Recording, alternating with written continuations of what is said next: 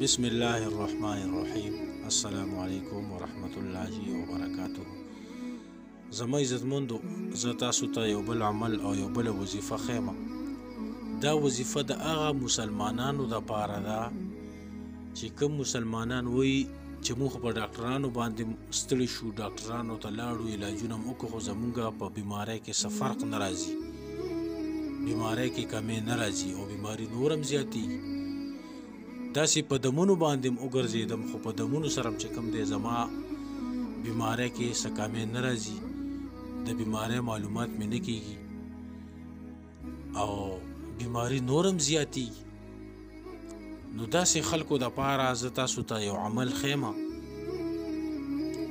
چې دا د منزل شریف عمل دی. منزل دا یو وړه کتابچه ده، علما کرامو بزرګانو د قرآن پاک آیاتونه را جمع کړي دي، مختلف آیاتونه دي او د منزل په شکل کې یو کتابچه ته جوړه کړې ده.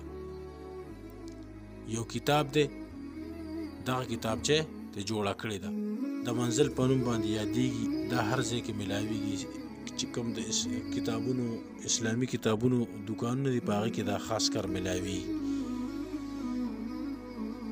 بیمار خو اول په خپله دا ده چې بیمار د عمل په خپله وکړي، چې چا د قرآن پاک سبق ویلی دی او بیمار دی د عمل دی په خپله وکړي.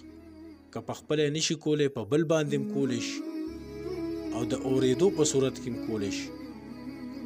په خپله به د عمل څنګه کوي؟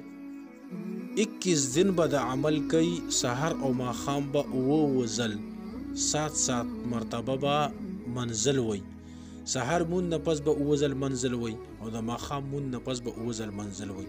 په دې به اوبم دمی او په خپل بدن به هم پې دمی، یعنې لاسونه به باندې به چوف وکړي او د لاسونه به ټول بدن باندې راکوي. دا عمل به څو ورځې کوي؟ 21 دن به دا عمل کوي. انشاءالله دغه مریض ته په خپله پته ولګي چې الله پاک د ده په مرض کې کمی راولي او که نه راولي، د ده مرض کې فرق راولي او که نه راولي. ډېر بهترین عمل دی، ازمو شوی عمل دی، موږ پې تجربه کړې ده، زموږ په تجربه کې دی. انشاءالله عمل پې وکئ، په خپله به تاسو ته د دې معلومات وشي. بیا مختصر غونته دا وظیفه دوباره بیا دوراومه. 21 دن سحر او ماښام 9 ځل منزل، سحر او ماښام 9 ځل منزل، سحر مون نه پس 9 ځل او د ماښام مون نه پس 9 ځل منزل شریف.